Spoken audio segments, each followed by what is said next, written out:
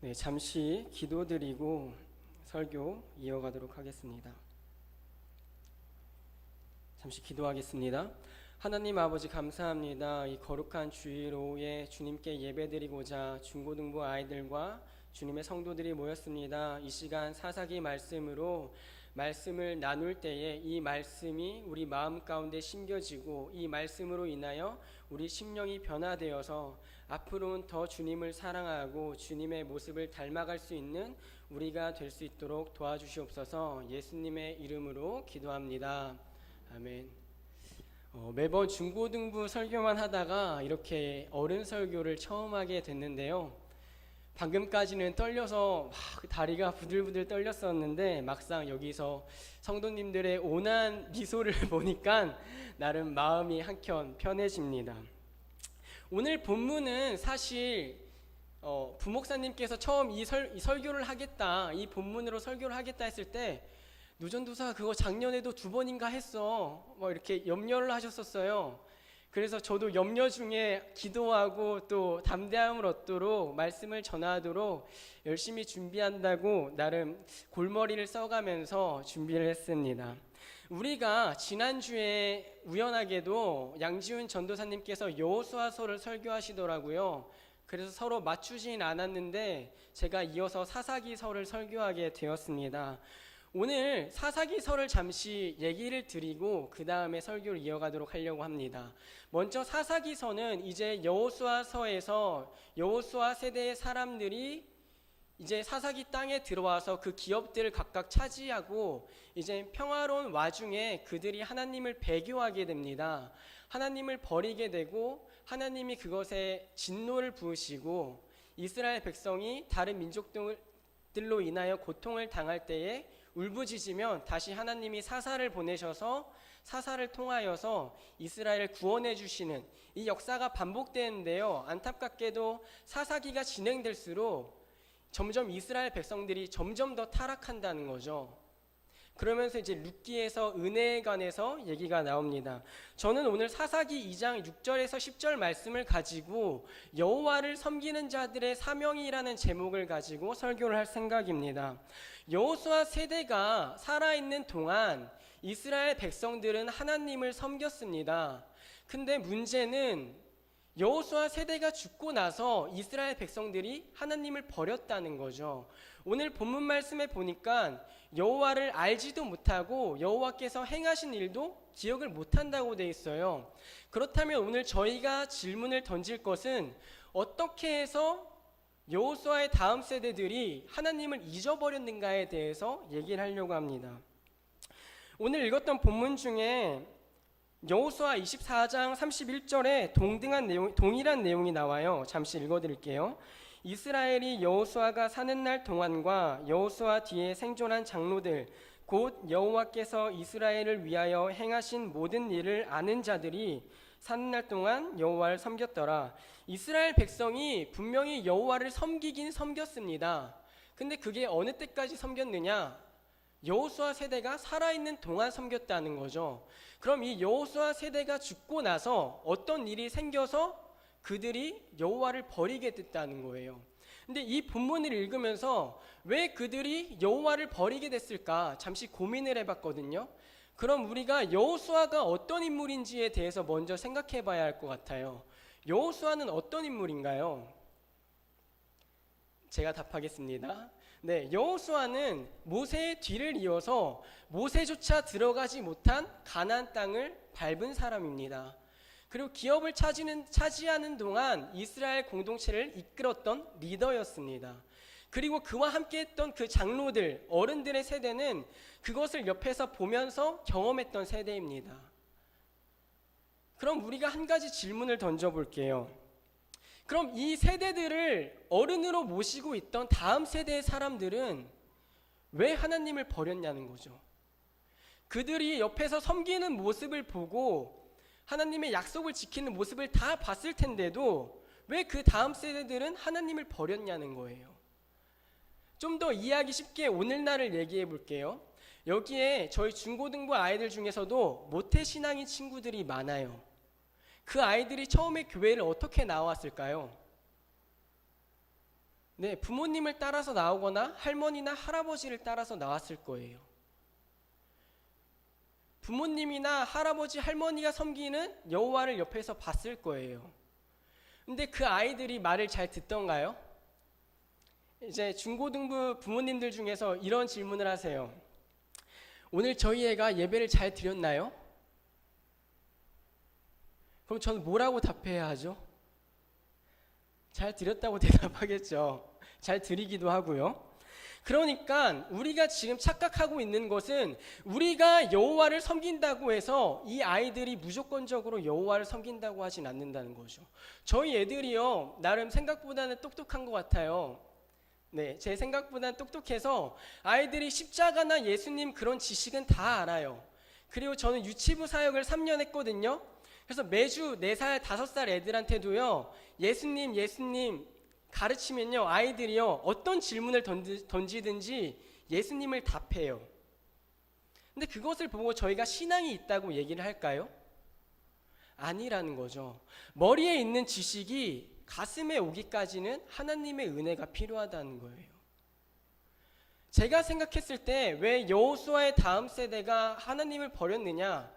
분명히 보고 자랐어요. 자신의 할아버지가 여호수아라는 리더가 섬기는 그 하나님을 보고 자랐어요. 근데 자신이 경험한 게 아니에요. 그래서 오늘 부모님들이 한 가지 생각하실 것은 우리 아이가 교회에 다니잖아요. 근데 그 아이가 내가 믿는 하나님과 그 아이가 믿는 하나님이 동일한지를 살펴봐야 돼요. 그래서 이스라엘 백성이 하나님을 버리게 됩니다. 우리가 읽진 않았지만 사사기 2장 12절 말씀을 제가 읽어드릴게요. 애굽 땅에서 그들을 인도하여 내신 그들의 조상들의 하나님 여호와를 버리고 다른 신들 곧 그들의 주위에 있는 백성의 신들을 따라 그들에게 절하여 여호와를 진노하시게 하였으되, 기록된 바 우리가 보듯이 자신들의 하나님을 그들이 버린 게 아니라 조상들의 하나님을 버렸어요. 자신들의 하나님이 아니에요. 자신들이 섬기던 하나님이 아니에요. 근데 그들이 어떤 것을 취했느냐가 또 문제가 되겠죠. 그들이 하나님이라는 참된 진리이신 왕이신 분을 버리고 나서 그들이 다른 것을 그 공허함을 채우는데요.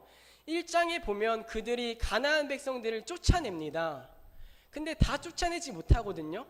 그래서 그들과 계약을 맺어서 그들을 노예로 부리면서 생활을 유지하는데, 문제는 하나님께서 신명기 7장에서 또한 6장에서 그들과 언약을 맺지 말라고 하셨다는 거죠.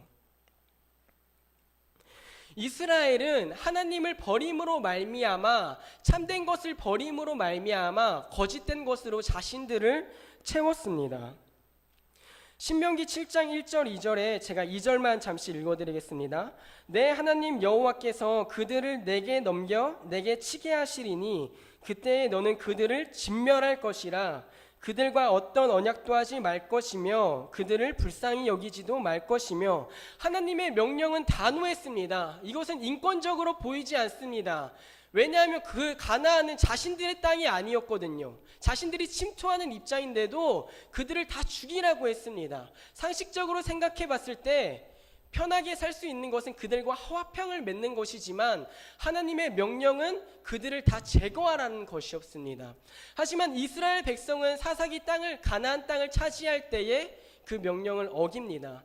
그래서 우리가 읽지 않았지만 2장 1절부터 5절까지의 말씀 중에 여호와의 사자가 이스라엘 백성에게 나타나서 너네 왜 약속 어겼냐? 그들이 너에게 올무가 될 것이다 라고 저주를 합니다. 이것은 언약을 어긴 백성에게 합당한 결과입니다. 그렇다면 왜 이들이 말씀을 어겼는지에 대해서 또 생각해 봐야 돼요. 계속 꼬리에 물고 가죠. 그들이 왜 언약을 어겼을까요? 그것을 제가 생각한 이유는 몇 가지가 있지만 첫 번째는 이것입니다. 그들이 배우지 못했다는 것입니다. 이 여호수아 세대의 리더들은 하나님을 섬기는 모습을 보여주는 것까지는 성공했습니다. 그러나 하나님을 가르치는 것에는 실패했다고 저는 생각합니다. 성경 어디에도 이 여호수아 세대가 사사기 땅에 들어간 이스라엘 백성들을 가르쳤다고 나오는 부분이 없기 때문입니다. 신명기 6장 4절부터는 쉐마 이스라엘이라고 히브리어로 쉐마 이스라엘인데요. 한국말로 번역하면 이스라엘아 들으라 라는 구절로 유명합니다. 그 전에 1절부터 3절은 이런 내용을 갖고 있습니다. 너희 하나님 여호와께서 너희에게 가르치라고 명하신 명령과 규례와 법도가 너희가 건너가서 차지할 땅에서 행할 것이니 곧 너와 내 아들과 내 손자들이 평생에 내 하나님 여호와를 경외하며 내가 너희에게 명한 그 모든 규례와 명령을 지키게 하기 위한 것이며 또 네 나를 장구하게 하기 위한 것이라. 이스라엘아 듣고 삼가 그것을 행하라. 그리하면 네가 복을 받고 내 조상들의 하나님 여호와께서 내게 허락하심 같이 젖과 꿀이 흐르는 땅에서 네가 크게 번성하리라 하고, 그 뒷부분부터 너네 자녀를 이렇게 가르쳐라라는 구절이 나와요. 근데 사사기에서는 가르쳤다는 기록이 없다는 것이죠. 결국 여호와에 대해서 알지 못하는 세대, 여호와를 잊어버린 세대, 여호와를 버린 세대의 결과는 참혹합니다. 처음에 그 가나안 땅에 들어갈 때는요, 모든 민족이 이 이스라엘 백성을 두려워했어요. 하나님이 그들과 함께 하심을 보았어요. 근데요, 이들이 하나님을 버리니까요, 오히려 하나님께서 선택받은 백성을 공격하세요. 진노가 가나안 백성에서 이스라엘 백성에게 옮겨진 것이죠. 여호와를 버린 이스라엘 백성은 그들 주변에 있던 가나안 백성과 구분이 되지 않았습니다. 그들을 구분되게 했던 것, 거룩하게 했던 것은 그들이 이스라엘 백성이어서가 아니라, 그들이 가나안 땅을 기업으로 받아서가 아니라 그들과 함께 하시던 하나님이었는데, 그들이 하나님을 버렸기 때문에, 그리고 주변에 있는 가나안 우상들을 받아들였기 때문에 더 이상 이스라엘 백성으로서의 정체성이 사라진 것입니다. 그래서 오늘 우리가 이 사사기서를 볼 때요, 중요한 것을 하나 깨달아야 돼요.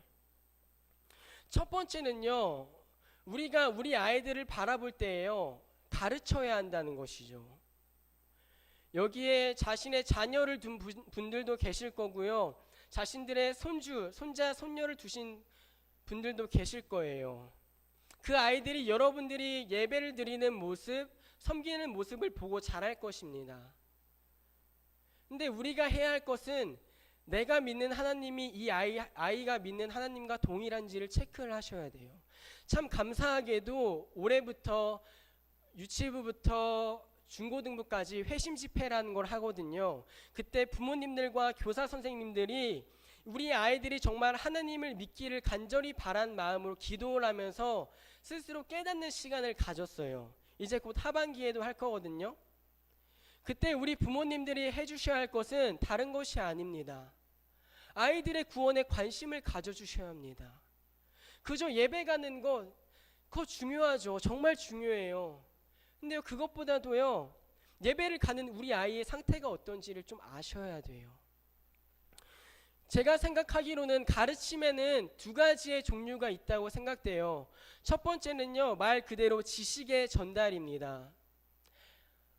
지식의 전달, 어떤 것일까요? 예를 들어 이것이 의자다라고 가르치는 것이 지식의 전달일 수 있겠지만, 또한 우리가 직접 거기에 앉음으로써 우리 아이가 우리를 볼 때 저기에는 앉는 것이구나 라는 것을 통찰적으로 느낄 수 있겠죠. 직관적으로 깨달을 수 있겠죠. 그래서 가르침에는 지식의 전달과 우리의 모습을 보여주는 것이 포함된다는 것입니다. 그래서 교회는 이 가르침의 역할을 해야 되는데, 비단 교회만이 하는 것이 아니라 가정에서도 마땅히 이루어져야 한다는 것이죠. 이스라엘 백성들이 살던 시대에는 어떤 주일 안식일에 모여서 말씀의 선포도 있었지만, 매일매일 부모들이 아이들에게 토라, 모세오경을 가르치고 율법을 가르쳤습니다. 그것을 아이들이 달달 외웠습니다. 오늘 다른 종교지만요, 이슬람 종교라는 종교가 있어요. 그 종교가 율법주의가 너무 심해서요, 애가 말을 띄기 시작하면요, 코란을 외우게 해요. 그래서 이 아이들이 7살, 10살 초등학생만 되면요, 그 코란을 줄줄 외워요. 비교해서 죄송한데요, 오늘날 교회 속에 아이들이 말씀을 외우는 아이들이 있을까요? 그럼 이것의 잘못이 어디서 시작됐을까요? 저는 지금 가정으로 책임을 돌리고자 하는 게 아니에요. 우리 아이들이 매주 주일에 나오는데 2시간 정도를 지내요. 교회에서 예배 1시간, 공과 1시간. 매주 2시간씩 가르치는데 아이들이 회심한다는 건요, 정말 회심이 하나님의 주권적인 사역임을 알 수 있는 장면이에요. 이 아이들이 남은 6일하고 7일째 22시간을요 자신이 하고 싶은 것을 하다가 2시간 교회에 오거든요. 근데 아이들이 회심한다는 건요 정말 하나님의 은혜인 것이에요. 제가 한 가지 말씀을 드려도 될까요? 저는요 저희 부모님의 신앙을 보고 배우지 않았어요. 저희 부모님을 험담하는 게 아니고요, 제게는 친할머니 한 분이 계셨는데요, 친할머니한테 제가 막내 아들의 막내 손주여서 사랑을 굉장히 많이 받았어요.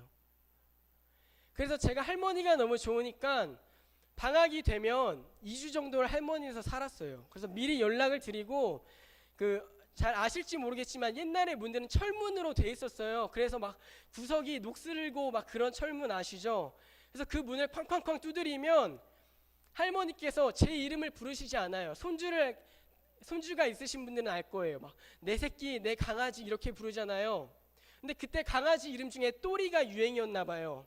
그래서 문을 여시면서 또리 왔냐 이러면서 나오세요. 그리고 문을 열고 저를 딱 안아주시는 거예요. 거기서 이제 2주 동안 시작되는데, 제가 그 기억하는 건 또리 왔냐 그것도 기억하지만 할머니께서 걸어서 15분 거리에 교회를 다니셨거든요.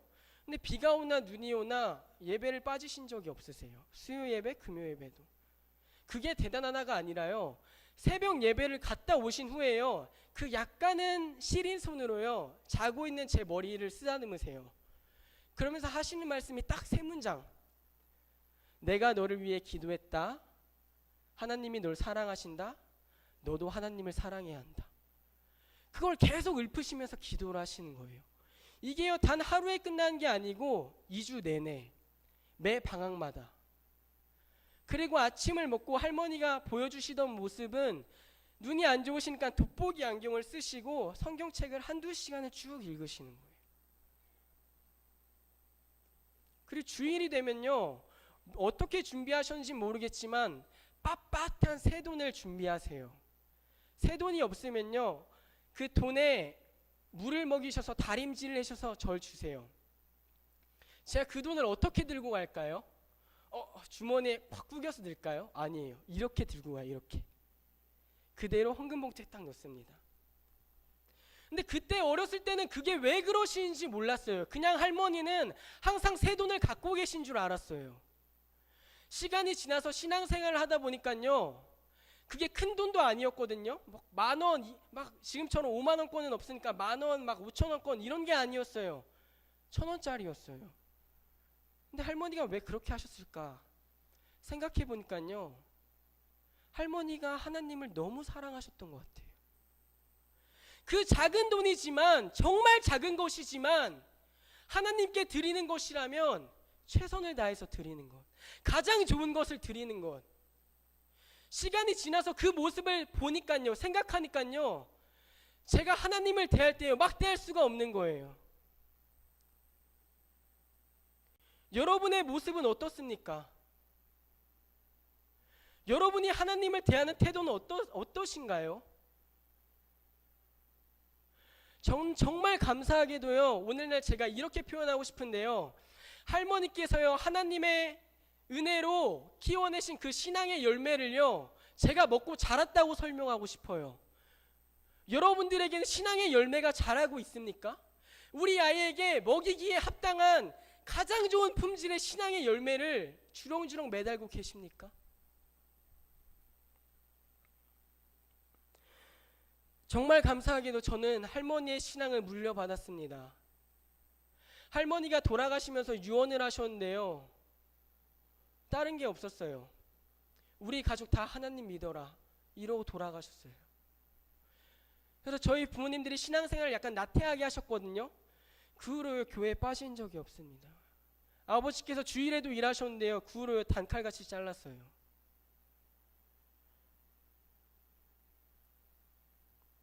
여러분은 아이들 앞에서 어떤 그리스도인입니까? 여러분들의 모습을 보고 아이가 존경할 만합니까? 제가 너무 혼내는 것 같아서 죄송한데요. 또 감사하게도 저희 어머니께서는 신앙이 그렇게 좋지 않으셨는데요. 제가 신학교를 가면서부터 고민을 하시더라고요. 그러고서 매일 빠지지 않으시던 게요. 집에서 30분씩 기도하시는 거예요. 그 모습을 보니까요. 제가 또 신학생이잖아요. 그때 마음에 신학생이 질 수 없지 하고 동네 교회에 가서 기도하기 시작한 거예요. 제가 오늘날도 매일매일 기도하거든요. 아이들을 위해, 교회를 위해, 그리고 나를 위해서. 근데 이제 그 기도 없이는 제 삶이 유지가 되지 않아요. 이런 경험이 여러분들 삶에 있으십니까? 다음 세대를 보면서 여러분들 마음 아프신 것이 있으신가요? 여러분들이 섬기던 하나님을 이 아이들이 커서 섬기지 않는다는 상상을 해보셨나요? 당연히 우리 아이는 섬기겠지. 내가 교회에서 봉사도 많이 하고 뭐 이것저것 많이 하는데 그 모습을 보면 당연히 자라나서 똑같이 봉사하지 않겠어? 봉사는 할 수 있겠죠. 보고 배운 게 그거거든요. 근데 그 아이들 가운데 신앙이 있는지 물어봐야 한다는 것입니다. 첫 번째가 가르침이었다면요. 두 번째는요. 우리가 오늘 무엇을 선택할 것인가에 관한 질문을 드리고 싶어요. 이스라엘 백성은요. 자신들의 정체성이던 자신들의 왕이던 하나님을 버려버리고요. 주변에 있던 노예들, 가나안 노예들의 우상을 끌고 들어오거든요. 그러면서 무너지기 시작해요. 이 구절을 읽으면서요. 생각나는 게 있었는데요. 로마서 2장 1절부터 2절까지의 말씀입니다. 한번 간략히 읽어드릴게요. 형제들아 내가 하나님의 모든 자비하심으로 너희를 권하노니 너희 몸을 하나님이 기뻐하시는 거룩한 산제물로 드리라. 이는 너희가 드릴 영적 예배니라. 너희는 이 세대를 본받지 말고 오직 마음을 새롭게 함으로 변화를 받아 하나님의 선하시고 기뻐하시고 온전하신 뜻이 무엇인지 분별하도록 하라. 아멘. 오늘 우리는 아이들한테 두 가지 모습을 보여줘야 하는데요. 첫 번째는요, 우리의 모든 것을 다해서 하나님께 예배를 드려야 합니다. 남는 시간, 남는 것을 하나님께 드리는 것이 아니라 온 마음과 정성을 다해서 하나님께 예배를 드려야 해요. 그것이 그리스도인의 정체성입니다. 그리스도인의 사명입니다. 시간 남아서 예배를 드리는 것, 시간 남아서 무엇을 하는 것, 피곤하니까 기도를 뒤로 밀어두는 것, 삶의 예배를 드릴 수 있으니까 예배를 빠지는 것, 어찌 보면 정말 우매한 믿음입니다. 가끔 제 친구들이 이런 얘기를 해요. 제 또래 친구들이 이제 저와 얘기를 할 때에 삶의 예배로 하나님이 받으시니까 주일날은 내가 뭐 빠져야겠다, 뭐가 있다, 가족여행을 가야겠다 그런 얘기를 하거든요. 저는 정말 죄송한데 마음 불편하실 수도 있는데 한마디 드리자면 주일 예배를 가볍게 생각하면서 삶의 예배를 드릴 수 있을까요? 아니에요. 하나님에 대한 태도가 그런데 자신의 삶에서 하나님을 경외하면서 예배 드릴 수 있다고요? 아닙니다. 방금 중고등부 설교 때도 했던 얘기인데요. 삶의 기도를 드리면 된대요. 삶의 기도를 하면 된대요. 자신이 자신의 시간 중에 일부를 하나님 앞에 드리지 않으면서 삶의 기도를 드리겠다고요? 그 바쁜 와중에, 바쁜 일상 속에요? 아니요. 정말 죄송한데요. 우리는 뼛속까지 죄인입니다. 우린 완전히 타락했어요. 전적으로 타락한 존재입니다. 주님의 은혜 없이, 하나님의 힘 없이 우리 삶은 스스로 거룩해질 수 없습니다. 먼저 우리는 하나님을 섬기는 자로서 아이들한테 보여주기를 우리의 모든 것을 다해서 하나님께 예배드리는 것을 보여줘야 돼요. 한 예배자로 서기를 보여줘야 돼요. 그리고 두 번째는요, 우리 아이들이 세상 것과 많은 것을 혼동합니다. 시험 기간에는 교회에 그냥 쉽게 빠져요. 주일 예배 후에는 말씀을 서로 생각할 시간이 없습니다. 교회 가야 되거든요. 교회가 아니라 학원 가야 되거든요. 근데 이 아이들이 말씀을 묵상하면서 성장할 수 있다고요? 아닙니다. 근데 그 뒤에는요, 정말 죄송한데 누가 있느냐? 이 세상이랑요, 그 세상에 합의한 부모님들이 계세요. 정말 죄송해요. 이런 말씀 드려서 정말 죄송한데요. 제가 너 왜 주일에 교회 안 왔어? 이렇게 전화를 해요. 빠진 애들. 아, 엄마가 학원 가래서요. 학원 빠지지 말래서요. 여러분 어떻게 책임지실 겁니까? 아이들이 시험 성적 잘 받을 수 있죠. 저는 공부 열심히 하라고 얘기를 하거든요. 근데요, 생명이 없으면 그게 무슨 의미가 있습니까? 우리가 우선순위를 잘 생각해야 돼요. 여러분들 잘 아시겠지만요, 구원 없이는 모든 것이 무의미합니다. 오늘 오전에 목사님께서 설교하셨듯이 죄의 결과는 죽음뿐입니다. 그리스도 없이는 죽음뿐입니다. 우리에게 무엇이 더 중요한가요? 여러분들의 다음 세대에게 무엇이 더 중요한가요? 잘 선택하셔야 돼요. 여호와를 섬기는 자로서 무엇을 선택할 수 있느냐? 아이들한테 선택지를요, 다른 것을 주실 필요 없어요. 생명의 길을 주셔야 돼요. 이 로마서에 나오는 이 세대를 본받지 말고, 그것이 말하는 것, 이 세대는요, 세상의 풍조입니다. 세상의 흐름입니다. 세상이란 무엇이냐? 사망의 길입니다. 그 길에 물들지 말고 하나님의 은혜를 받은 우리가 먼저 하나님의 뜻이 무엇인지 분별하여서 다음 세대에게 가르쳐야 한다는 것입니다. 주 안에서 사랑하는 여러분, 다음 세대,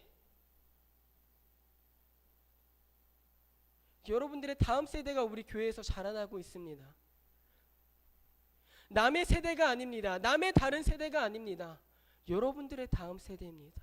또한 하나님이 세우신, 선택하신, 하나님이 너무나 사랑하셔서 자기 아들의 십자가에 못 박기까지 사랑하신 다음 세대입니다.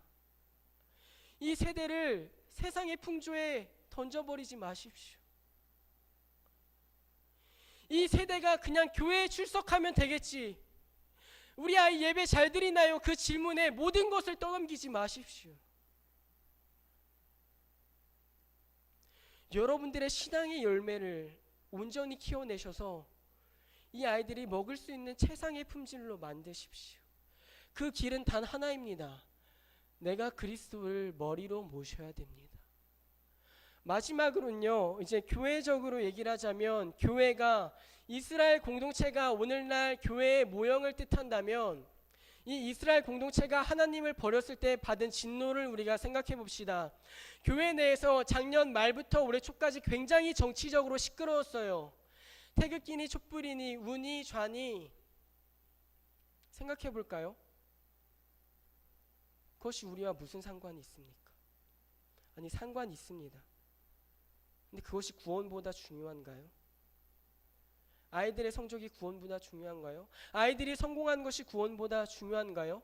교회는요, 딱 하나입니다. 가장 중요하게 제가 생각하는 것 딱 하나입니다. 말씀의 선포입니다.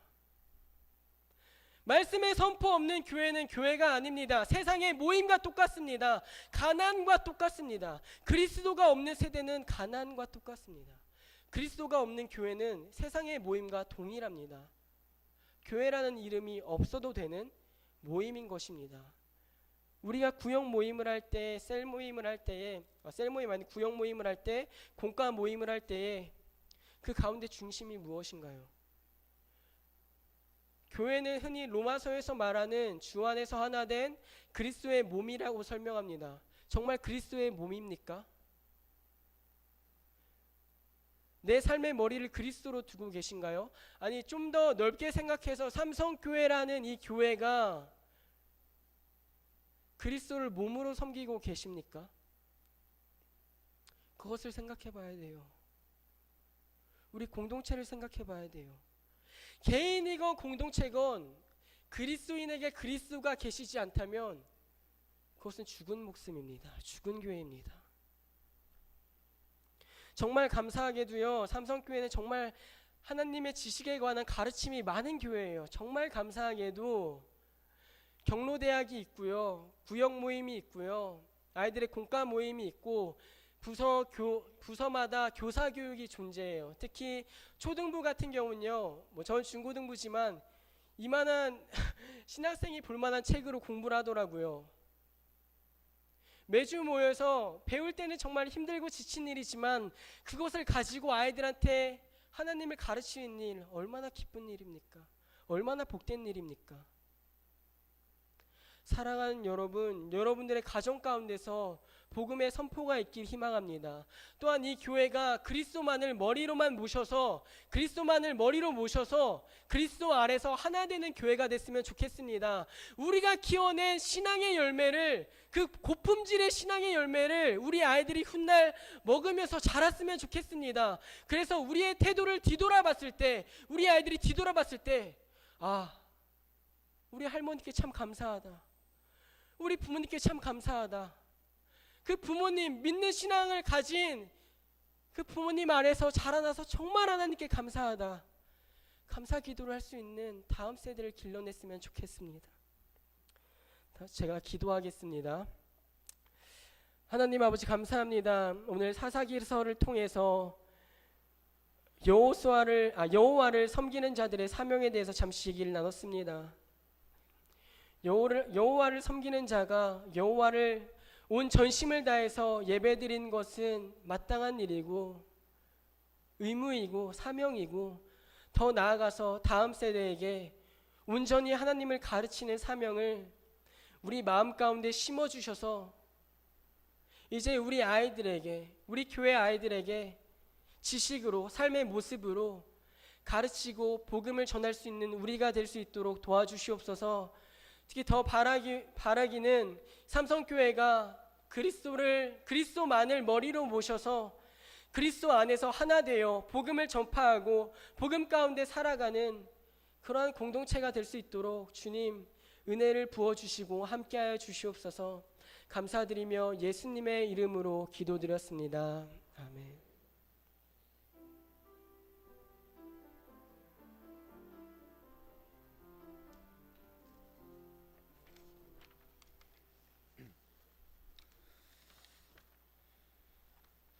이 시간 헌금 드리기 전에 중고등부 회계인 김용아 학생이 헌금 기도하고 헌금을 올리겠습니다.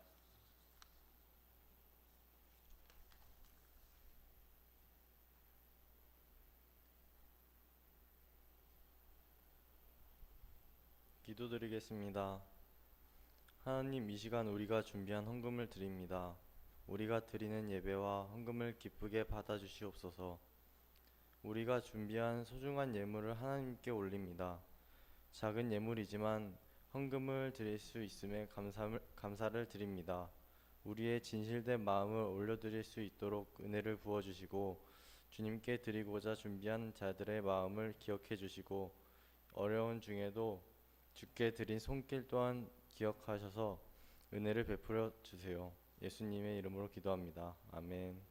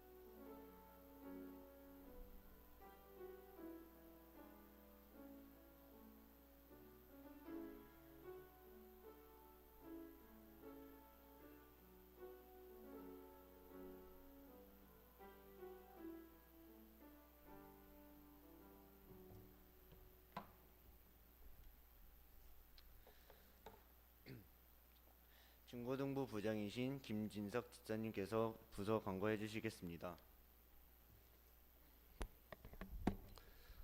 반갑습니다. 중고등부 부장 김진석 집사입니다. 전사님 설교 잘 들으셨죠? 셉니다. 엄청 셉니다. 그래갖고 우리 중고등부 애들이 기를 못 피고 설교 시간에는 있습니다. 하이톤이라서 더 세요. 그 설교 안에 막 한이 담겨져 있는 듯한. 네. 여러분들 근데 내용은 너무 정확한 내용입니다. 톤이 좀 셀 뿐이죠. 네. 긴장도 많이 하셨을 거예요. 처음 헌신 예배를 드리는 거라서. 저 중고등부 소개를 간략하게 드리겠습니다. 우리 중고등부는 교장으로는 우리 김성삼 목사님이 교장 선생님이시고, 교육위원장으로는 우리 박용수 장로님이 교육위원장이시고, 그 교육자로는 우리 노대현 전도사님이 교육자시고, 부장은 저고, 그의 부감은 노명희 집사, 네, 그리고 교사 5명이 있습니다. 안타깝게도 또 회장이 김영준이라서 가족이 다 해먹는다고 하지만 그래도 열심히 우리 중고등부 사역을 잘 감당하고 있습니다.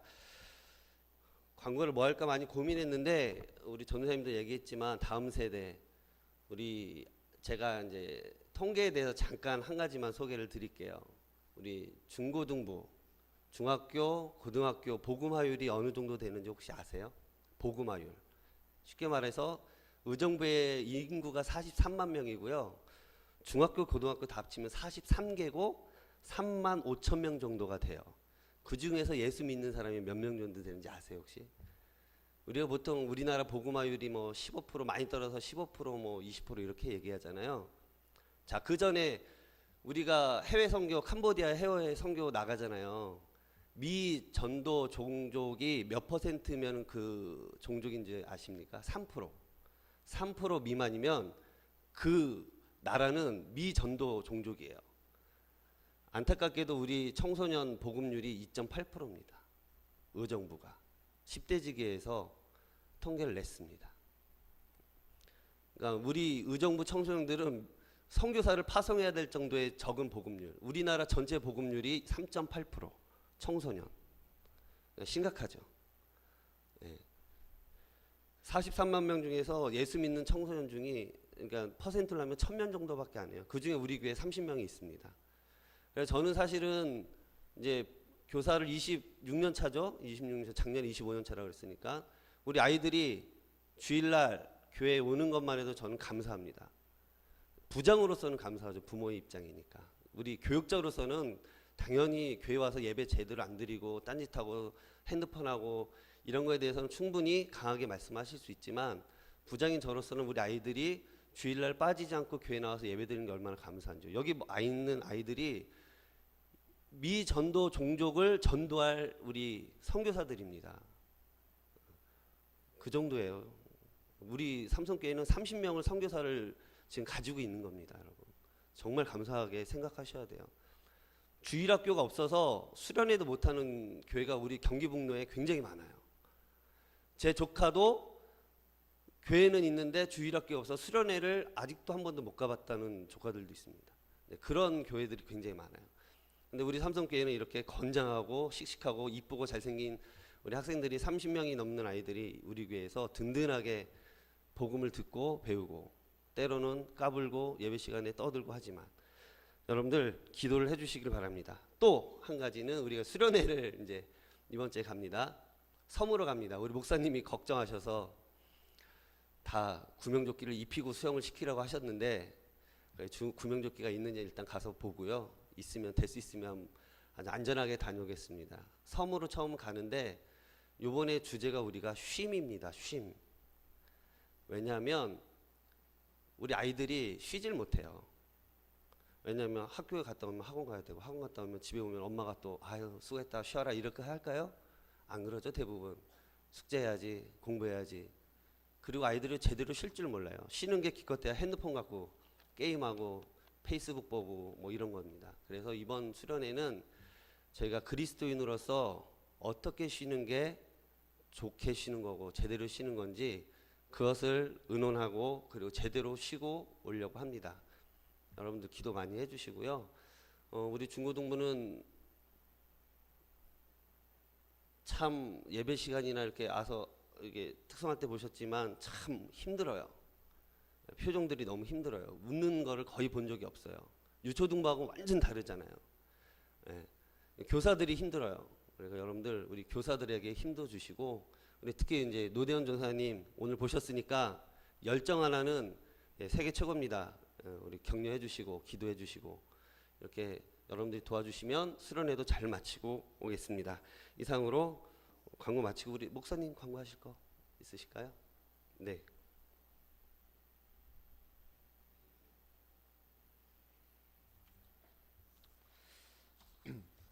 다 같이 찬송가 200장 찬송 드리겠습니다.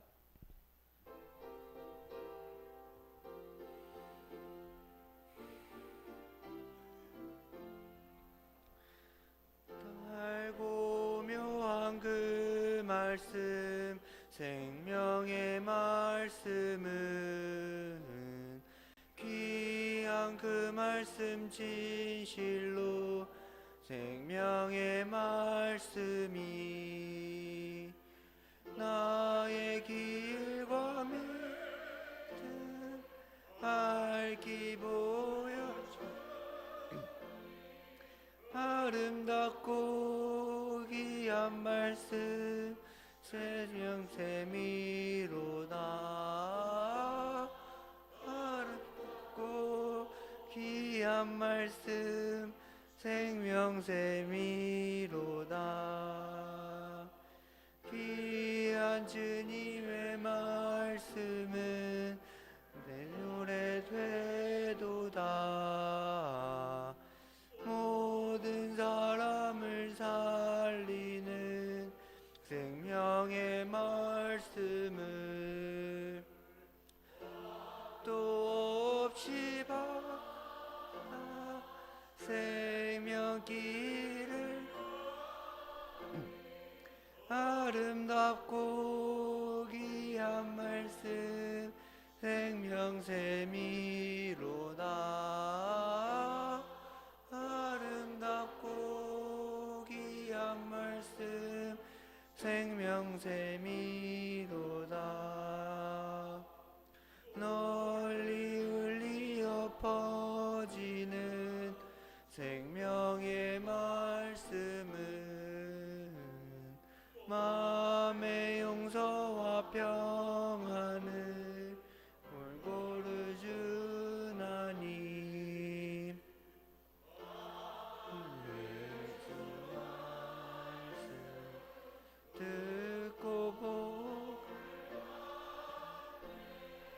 아름답고 귀한 말씀 생명샘이로다.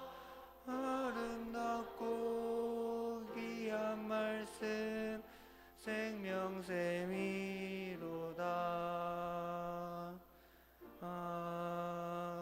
아멘. 주기도문 하심으로써 2017년 중고등부 허신 예배를 마치겠습니다. 하늘에 계신 우리 아버지여, 이름이 거룩히 여김을 받으시오며 나라가 하시며 뜻이 하늘에서 이루어진 것 같이 땅에서도 이루어지이다. 오늘 우리의 양식을 주시옵고 우리가 우리에게 죄 지은 자를 사하여 준 것 같이 우리 죄를 사하여 주시옵고 우리를 시험에 들이지 마시옵고 다만 악에서 구하시옵소서. 나라와 권세와 영광이 아버지께 영원히 있사옵나이다.